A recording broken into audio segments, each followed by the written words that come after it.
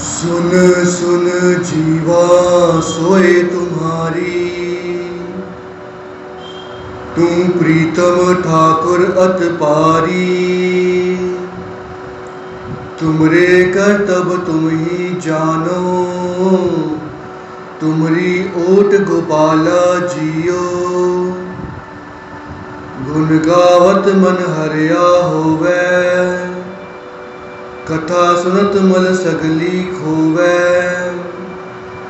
पेटत संग साध संतन के, सदा जप्यो दयाला जियो। वाहिगुरु जी का खालसा, वाहिगुरु जी की फतेह। जिस प्रकार हम लड़ीवार अनसुईया जी की कथा सुन रहे हैं, अब हम आज आखिरी पड़ाव पर पहुंचे हैं, जहां पर हम अनसुईया जी के बारे में और भी जानेंगे कि वो किस प्रकार पतिव्रता स्त्री थी, एक महान सती थी। कहते हैं आकाश मार्ग में जाते हुए भी देवों को उनके प्रताप का अनुभव होता था। इसी कारण उन्हें देवी सती अनसुईया जी कहा जाता है। जिस प्रकार सती नर्मदा को ये एहसास हो गया था कि ऋषि मुनियों की तप के बल से, उनके योग से, उनकी कृपा से उनके पति जो कि कोढ़ी थे, उनका कोढ़ दूर हो जाएगा। इसी कारणवश वे ऋषि मुनियों के आश्रम में उन्हें ले जा रही थी, दर्शन करा रही थी। अब कहते हैं एक मांडवत ऋषि हुए हैं, जो कि बहुत बड़े तपस्वी थे, ज्ञानी थे। कहते हैं ये मांडवत ऋषि आश्रम में बैठकर तपस्या कर रहे थे और ना जाने कहीं से कोई चोर आ गए, उन्हें ज्ञात ना हुआ। परंतु राजा के सिपाहियों ने उन्हें देख लिया कि उनके घर पर चोर गए हैं, और कहते हैं राजा के सिपाहियों ने मांडवत ऋषि को पकड़ लिया और राजा ने सजा सुना दी कि इन्हें टांग दिया जाए। अब कहते हैं मांडवत ऋषि को एक लकड़ी के साथ, रस्सियों के साथ बांध दिया गया था। वे बहुत तड़प रहे थे, कष्ट झेल रहे थे। कहते हैं उतने में वहाँ पर ये सती नर्मदा आ पहुंची अपनी कोढ़ी पति के साथ। रात का अंधेरा था, शायद वो अमावस्या की रात होगी, कुछ दिखाई नहीं पड़ रहा था, चारों तरफ अंधेरा था।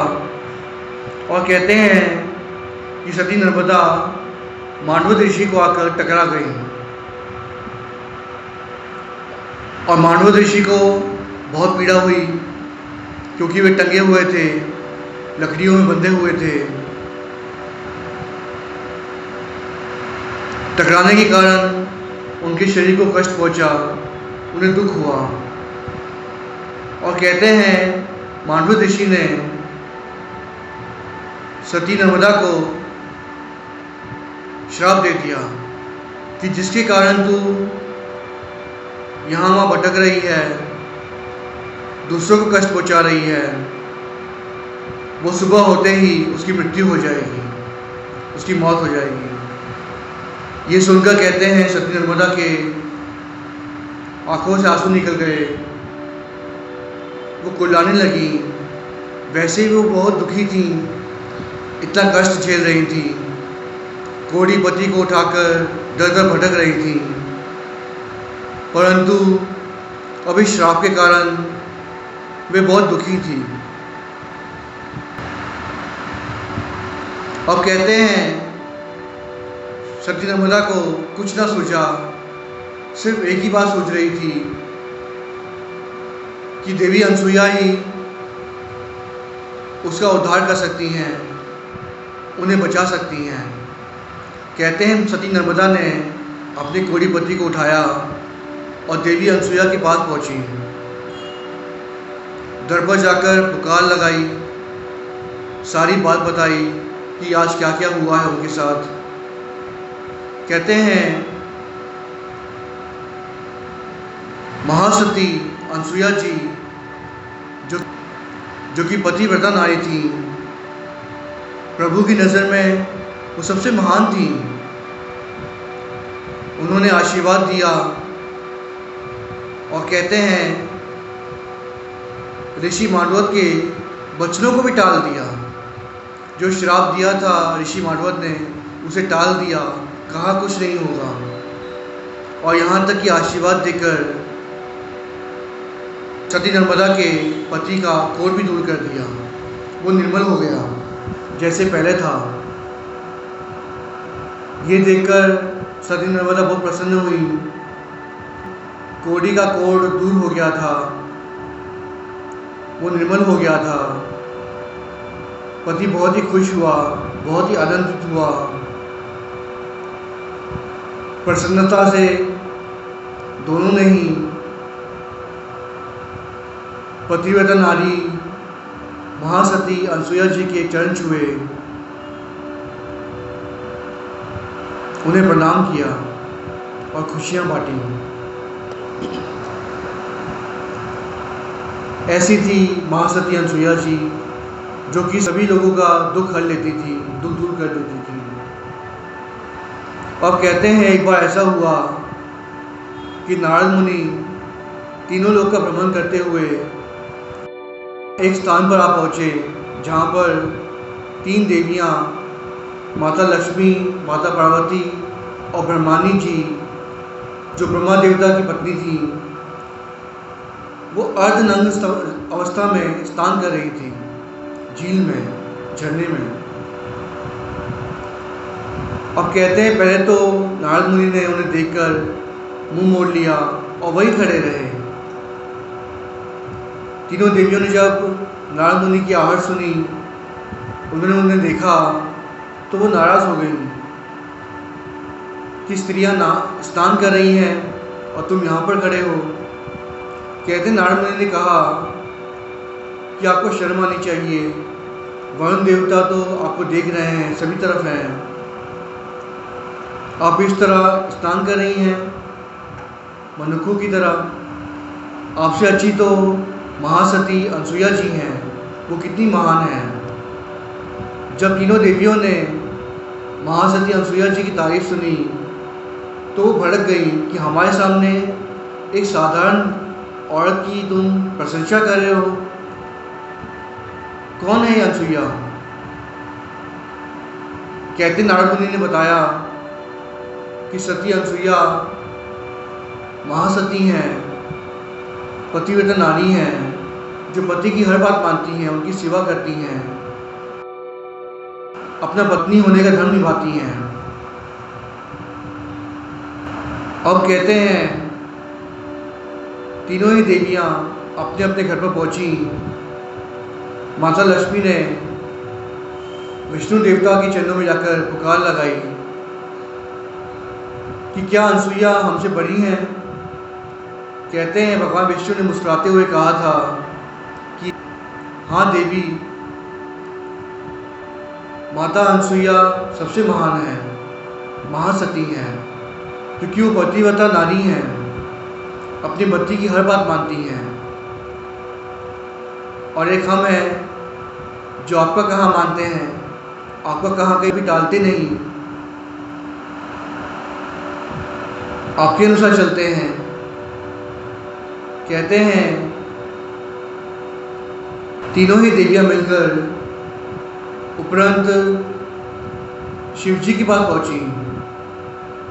शिव जी ने उन्हें कहा कि आप तीनों ही महान हैं, परंतु महासती अनसुईया सबसे महान है, आपसे भी महान है।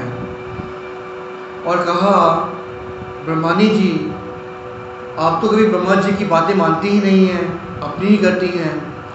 आपने कभी उनकी सेवा नहीं की और आप भी उनके साथ चलकर आ गई हैं। और कहते हैं शिव जी ने माता पार्वती से कहा, जब राजा दक्ष ने यज्ञ किया था तो हमें निमंत्रण नहीं दिया था, परंतु तुमने हमारा कहा नहीं माना और तुम वहाँ गई थी। पति के वचनों को नहीं माना, पति के वचनों का उल्लंघन किया था आपने। भगवान शिव का वहाँ पर स्थान भी नहीं था, परंतु तुम फिर भी वहाँ गई। किसी ने तुम्हारा वहाँ आदर नहीं किया था, अपमान सही नहीं हुआ तुमसे और तुम अग्नि में कूद गई थी। बिन बुलाए दक्ष के यज्ञ में गई और तुम्हारा वहां पर जग में हासा हुआ था। तीनों ही देवियां ने अपनी गलतियां मानी, परंतु कहते हैं तीनों ने ही मिलकर माया का जाल बिछाने का सोचा। कहते हैं ऋषि अत्र मुनि बद्रीनाथ की यात्रा को जा रहे थे। उन्होंने अपनी पत्नी अनसुईया से कहा कि मैं बद्रीनाथ की यात्रा के लिए जा रहा हूँ, कुछ समय पर लौटूंगा, आप यहीं पर रहें और प्रभु भक्ति में लीन रहें। माता अनसुईया ने कहा, जैसे आपकी इच्छा, जैसे आपका आदेश। वे घर पर ही रहीं। पति के वचनों को हमेशा वे मानती थी, कभी उल्लंघन नहीं करती थी। ऐसी थी माता अनसुईया जी। कहते हैं तीनों देवियां, माता पार्वती, माता लक्ष्मी और ब्रह्मानी जी काम देवता के पास पहुंच गई और जाकर पूछा कि तुम अनसुईया को जानते हो? कहते हैं कामदेवता ने उत्तर दिया, उन्हें कौन नहीं जानता, वे तो सबसे महान हैं, महासती हैं, उन जैसी तो पूरे ब्रह्मांड में नहीं है। यह सुनते ही कहते हैं तीनों देवियां और क्रोधित हो गईं और कामदेवता से कहा कि तुम जाओ और उनकी परीक्षा लो। पहले तो कामदेवता ने मना कर दिया था और कहा, कृपा करके ये अनर्थ मुझसे ना कराएं, मुझसे ना हो पाएगा। परंतु कहते हैं नारद मुनि वहां आ पहुंचे और कामदेवता को समझाया, इसमें तुम्हारा कुछ नहीं बिगड़ेगा, तीनों देवियों को आगे चल के समझ आ जाएगा, आप जाएं, फिक्र न करें। कहते हैं कामदेवता वहाँ पर चले गए जहाँ पर महासती अनसुईया रहती थी। कहते हैं कामदेवता ने पहले तो वातावरण को शुद्ध कर दिया, शाम होने वाली थी, ठंडक ला दी, मौसम बहुत ही सुहाना हो गया था, हवाएं चल रही थी। और कहते हैं कामदेवता ने ऋषि अत्र मुनि का रूप धारण करके वे माता अनसुईया जी के पास पहुंच गए। माता अनसुईया जी ने पहले देखकर वे हैरान हुई कि इतनी जल्दी वे कैसे लौट गए। और जैसे ही कामदेवता अपना जाल बिछाने के लिए आगे बढ़े, अनसुईया जी के गले लगने लगे। कहते हैं माता अनसुईया जी ने हाथ दिखाकर कहा, ठहरो। और जल लेकर कामदेवता के ऊपर छिड़क दिया और मंत्र उच्चारण किया, ओम पति परमेश्वराय नमः। कहते हैं नारद मुनि वहाँ प्रकट हुए अत्रि मुनि के अंदर से और माता अनसुईया जी के चरणों को पकड़ लिया और गिड़गिड़ाने लगे कि माता हमें माफ़ करें, क्षमा करें, हमारी कोई गलती नहीं है, तीनों देवियों ने हमें भेजा है, हमें क्षमा करें। कहते हैं माता अनसुईया जी ने कामदेवता को क्षमा किया और कहते हैं जो भी जाल बिछा रही थी तीनों देवियां, उसमें वे असफल हो रही थी। और कहते हैं तीनों देवियां अपने अपने पति के पास पहुंची और जाकर जिद की कि आप जाएं और यदि आप मानते हैं कि अनसुईया महासती है, सबसे महान है और हमसे भी महान है, तो जाकर उनकी परीक्षा लें। अगर हम हार जाएंगे तो हम अपनी हार कबूल कर लेंगे और मान जाएंगे कि देवी अनसुईया ही सबसे महान है, महासती हैं। और कहते हैं तीनों ही देव,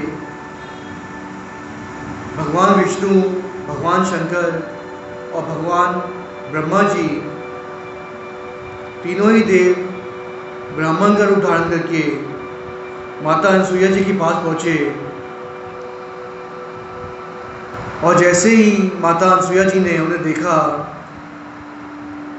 कि तीन ऋषि मुनि ब्राह्मण रूप में उनके दर पर पहुँचे हैं, तो उन्हें देखकर वे बहुत प्रसन्न हुई।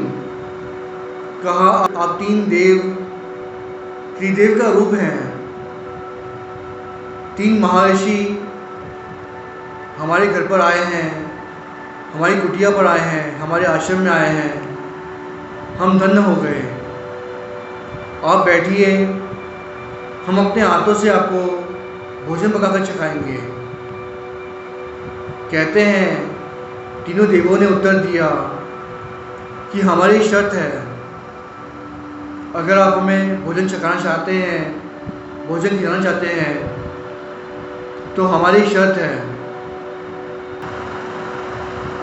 कि आप निर्वस्त्र होकर भोजन पकाएंगी और हम तीनों को ही अपनी गोद में बिठाकर भोजन खिलाएंगी। ये सुनकर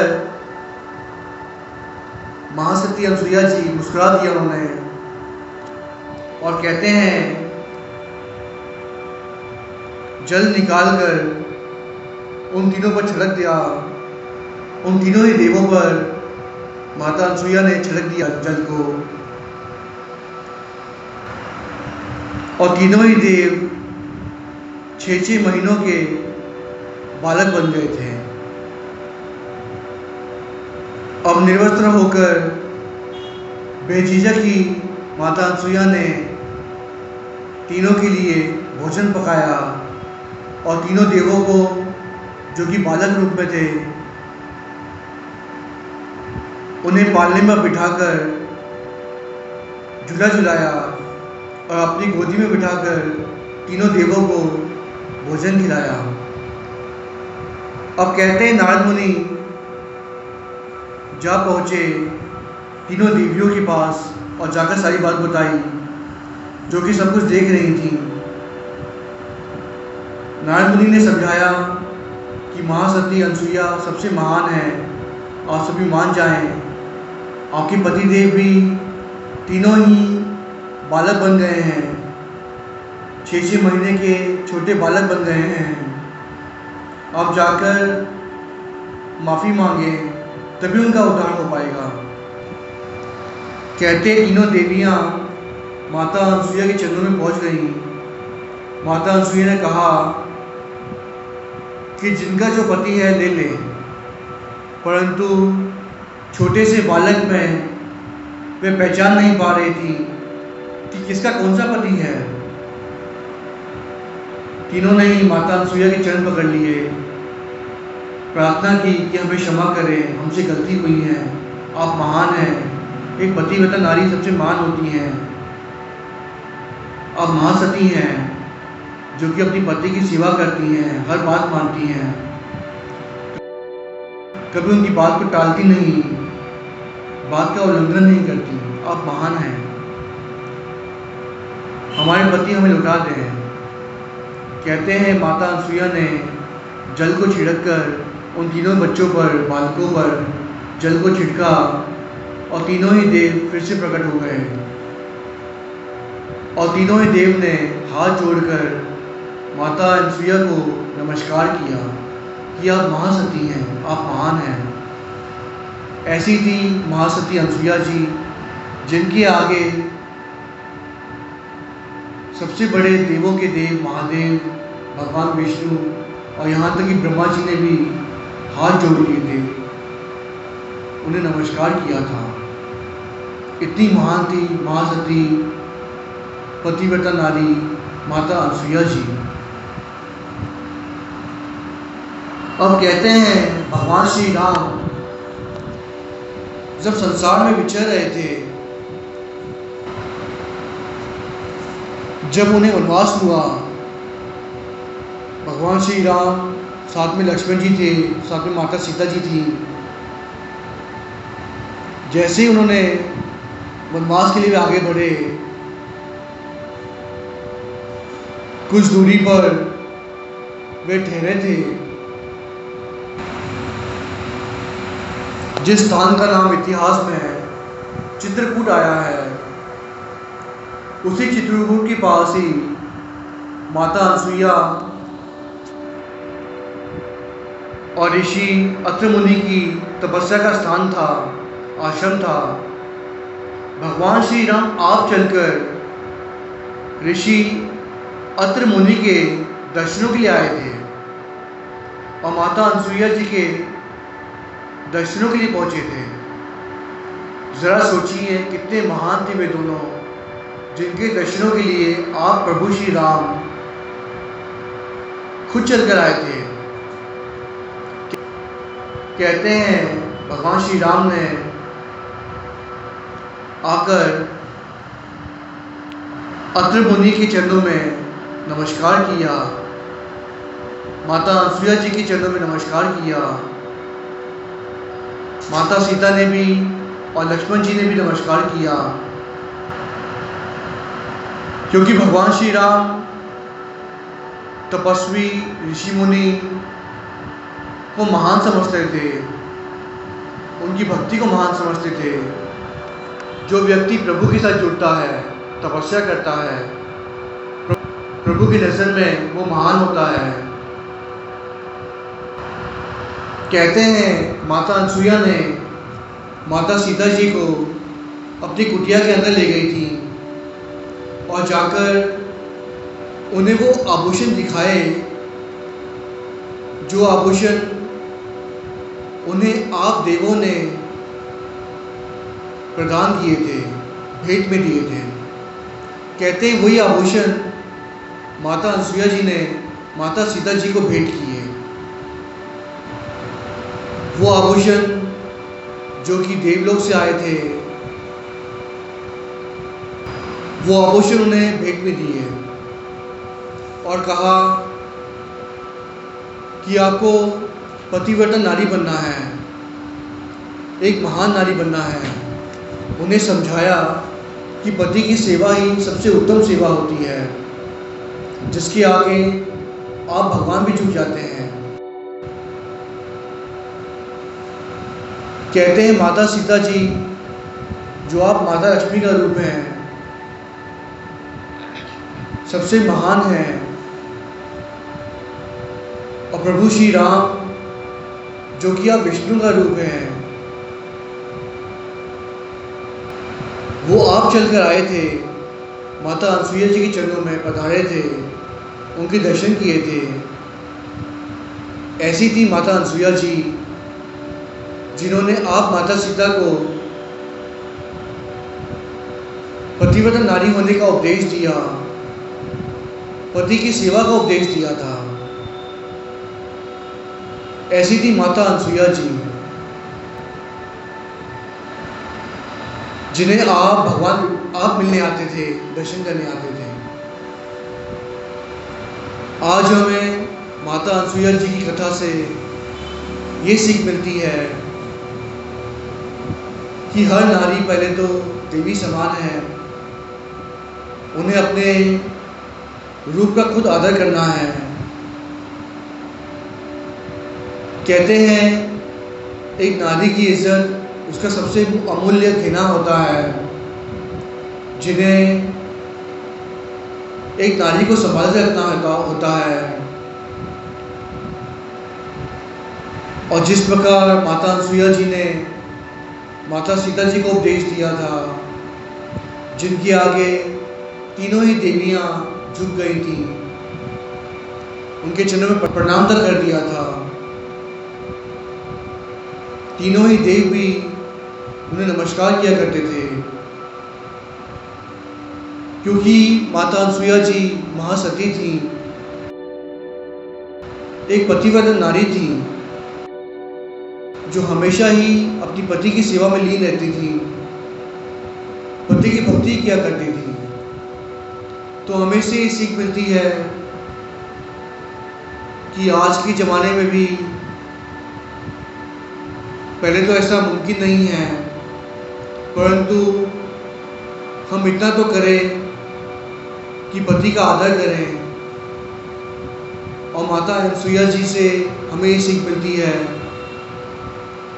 जो स्त्री पतिव्रता होती है, पति को ही अपना सब कुछ मानती है, उनकी सेवा निभाती है, उसे संसार के सब सुख मिलते हैं, भले ही वो कोई भी युग हो, सतयुग हो, त्रेता युग हो, द्वापर युग हो या फिर आज का कलयुग हो। पतिव्रता नारी के आगे तो सारा ब्रह्मांड झुकता है, देवी देवता तक झुक जाते हैं। इसी प्रकार हमने एक कथा भी सुनी थी एक पतिव्रता नारी के बारे में। जब बौली साहब तैयार हो रही थी गोविंदवाल साहब में, तो एक नारी थी जो कि रोज सुबह अमृत वेले बौली साहब की सेवा की जाती थी, और सेवा करते करते बीच बीच में अपना हाथ हिलाती थी, जैसे किसी बच्चे को पालने में झुला रही हो। सभी देखकर हैरान होते थे कि ये नारी तो, ये स्त्री तो यहाँ की लगती नहीं है, रोज अमृत वेले आ जाती हैं अपने आप ही, ना जाने कहाँ से आती हैं। शाम होते ही, सूरज ढलते ही ना जाने कहाँ चली जाती हैं, और ये हाथ क्यों हिलाती हैं जैसे किसी बच्चे को झूला झुला रही हो। कहते हैं सिखों ने आकर गुरु साहब जी के चरणों में बेनती की और इसका राज पूछा था, और कहते हैं गुरु साहब जी ने उत्तर दिया था कि ये स्त्री बहुत दूर से आती है, एक पतिव्रता नारी है जो अमृत वेले अपने बच्चे को भोजन खिलाकर वहाँ से ही अपने घर से अलोप हो जाती हैं, और यहाँ पर उसी क्षण उसी पल प्रकट हो जाती हैं। मौली साहब की सेवा निभाती हैं, का सेवा करती हैं, मिट्टी धोती हैं। सेवा करने के उपरांत वो शाम को अपने आप ही यहीं से अलोप हो जाती हैं और अपने घर पर जाकर प्रकट हो जाती हैं। ये शक्ति उन्हें मिली है क्योंकि वो पतिव्रता नारी हैं, एक महान स्त्री हैं। कई वेदों में, शास्त्रों में, ग्रंथों में, यहाँ तक कि वाणियों में भी हमने कई बार पतिव्रता नारी की कथाएं सुनी हैं। आज की नारी जो कि किसी और राह पर चल रही हैं, ऐसी कथाओं से, साखियों से हमें सीखने को मिलता है कि हमारी पुरातन स्त्रियां किस प्रकार की थी, किस प्रकार की ऊंची उनकी सोच थी, किस प्रकार के उनके विचार थे, उनके विचारों से आज की स्त्रियों को बहुत ही शिक्षा मिलती है, जिसके कारण वो अपने जीवन को सफला कर सकती हैं, अपने जीवन को सफला बना सकती हैं। ये जो हमें मनुष्य मिली है प्रभु की प्राप्ति के लिए, ताकि हमें प्रभु की प्राप्ति हो जाए। और ऐसी भी स्त्रियां हुई हैं जिन्होंने पति को ही परमेश्वर माना और प्रभु आप उनके चरणों में आके झुके, उन्हें नमस्कार किया, क्योंकि प्रभु की नज़र में, जैसे कि हमने कथाओं में सुना है, और जहाँ तक हम अनसुईया जी की बात करें, तीनों ही देव और तीनों ही देवियाँ अनसुईया जी के चरणों में पधारी थी। अनसुईया जी के अवदर पर चलकर आए थे, उन्हें प्रणाम तक किया था, उनके आगे झुक गए थे। तो एक पतिव्रता नारी के आगे भगवान खुद झुकते हैं। यदि कोई स्त्री दिल लगाकर अपनी पति की सेवा करे तो भगवान तक झुक जाएंगे, उसका पाँव उतारा कर देंगे।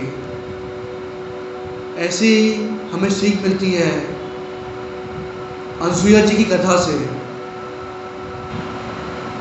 हमें पत्नी होने का धर्म को निभाना है, पति की सेवा में ही